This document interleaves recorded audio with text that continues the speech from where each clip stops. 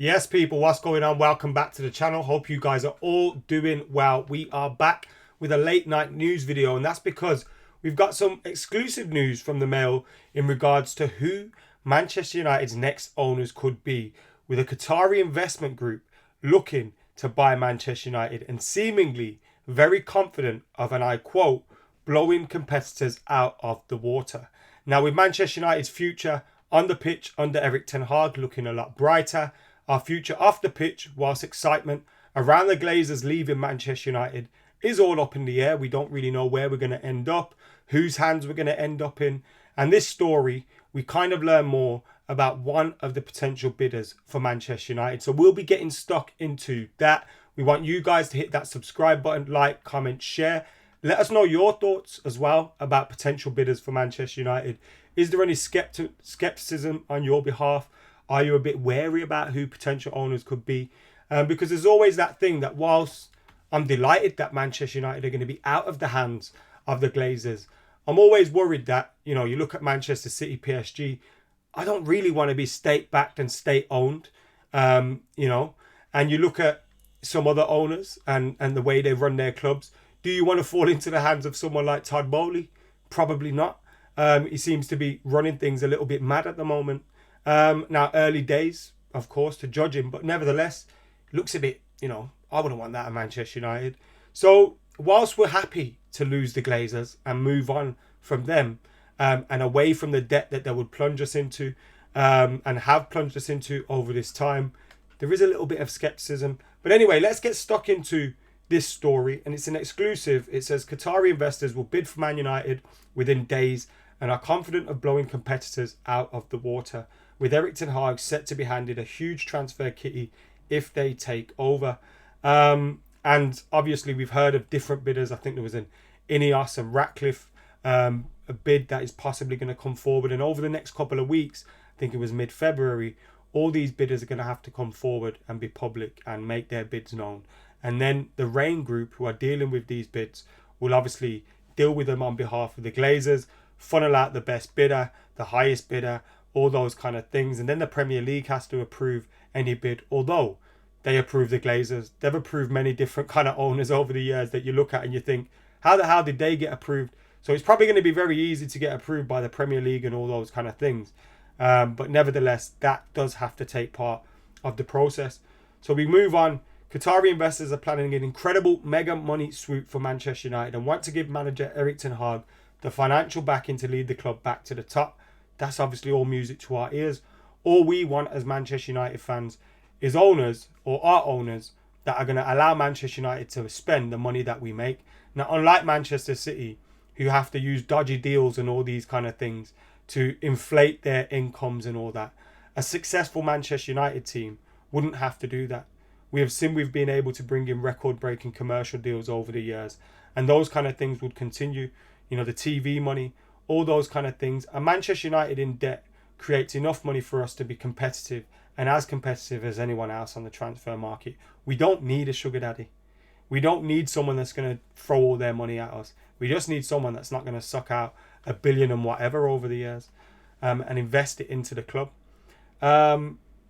Sources have disclosed the group of private high-wealth individuals based in the oil-rich state buoyed by Qatar's hosting of the World Cup have set their sights on the club they view as the football's crown jewels. They will make an offer for United in the coming days ahead of the mid-February deadline set by the Glazers and are confident their bid will blow any other bid out of the water. United's owners are seeking more than £6 billion for the club, and there is prospect of another huge build to redevelop Old Trafford or knock down the iconic venue and build a new state-of-the-art facility.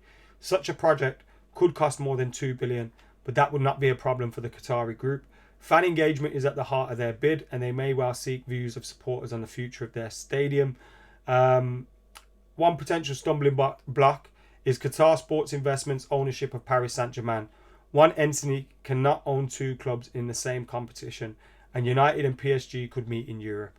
And again, what you'd end up seeing is probably some dodgy sort of deal in terms of a consortium that they're saying is separated, like the Newcastle one, when in actual fact they're not really separated. And again, that where does that lead you further down the line in terms of potential problems? The bid for United would come from separate individual Qatari investors. There's no interest in taking a partial stake, with only a full-blown takeover being discussed. Now, I imagine anybody that wants to buy United and put in billions aren't going to be looking for a partial stake, and it will be a full sale.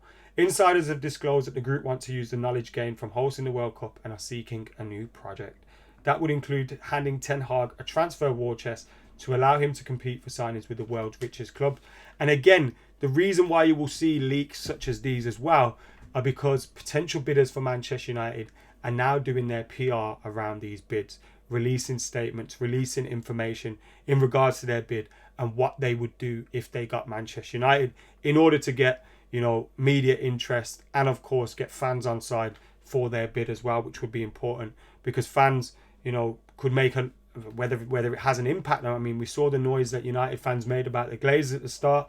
They still ended up buying Manchester United.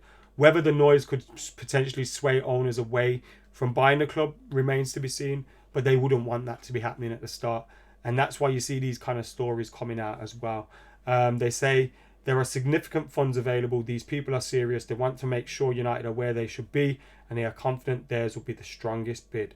They want to strengthen the squad to put them back at the top, but they also want this to be for the good of the community.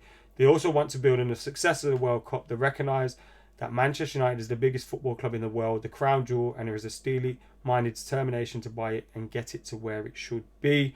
A successful bid would see Manchester's two clubs on opposite sides of the Qatari-Abu Dhabi rivalry. It would also see Qatari-owned United go up against Saudi-owned Newcastle. The Gulf neighbours are fierce rivals. So then you're getting involved in that kind of, they'd just be spending money to compete with each other as well, which again, I don't want to be state back. We don't need to be like Man City and PSG and Newcastle. Takeover would need Premier League approval and may face opposition in some quarters, given concerns over the country's human rights record. The Emir of Qatar, head of its absolute monarchy, Sheikh Tamim bin Hamad Al Thani, is a committed United fan who is aware of the club's history. In 2011, it was reported they had a bid for $1 billion turned down by the Glazers. The Qataris obviously went on. They face a significant rival in Jim Ratcliffe as well. He will have a bid with Ineos, which will be a group of people, I imagine, because I don't think he'll have the money to compete with those guys on their own. And that's what it will come down to ultimately. Who will give the Glazers the biggest and the fattest check and allow them to make the biggest flip? I can't see the Premier League having an impact, really. As much as they'll say they do their fit and proper tests and all those kind of things, I can't see that really having an impact at all.